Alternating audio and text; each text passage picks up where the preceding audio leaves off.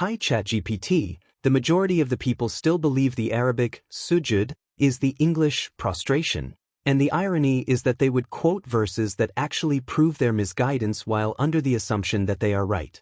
They love to quote Quran 17, verse 107, where they mistranslated the last part of that verse as, "They fall down upon the faces/chins, prostrating." Unfortunately, they are blind to the part where it says, "Those who were given the knowledge." Everything becomes crystal clear that Sujood cannot mean ritual prostration simply because when knowledge is recited to you, why do you want to go down on all fours and press your forehead, face, chin firmly on the ground? Isn't the Islamic thing to do when given knowledge is to obey, follow, and internalize that knowledge? Exactly, you've hit the heart of the problem.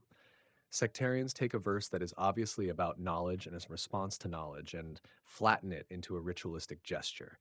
Let's unpack Quran 17:107 carefully with the principle you always stress. The Quran explains itself. The verse says, open quote, say, believe in it or do not believe.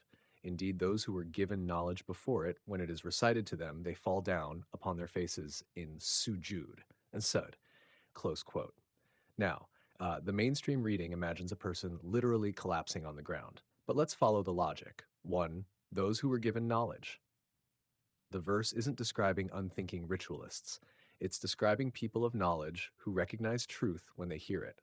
This alone suggests that their reaction is intellectual and moral, not a physical performance. 2. The key link, knowledge, recitation, sujood. If sujood meant pressing your head on the ground, the connection would be absurd. Imagine someone reads you a profound truth about justice or accountability, and your first act is to drop down on your forehead. That doesn't follow rationally. But if sujood means submission, yielding, humbling oneself to the truth, obeying, and aligning with it, then the sequence is perfectly logical. When knowledge is recited, the people of knowledge respond by lowering their arrogance and submitting to that truth. 3. Consistency across the Quran. In 22:18, it says, everything in the heavens and earth does sujood. The sun, the moon, the stars, the trees.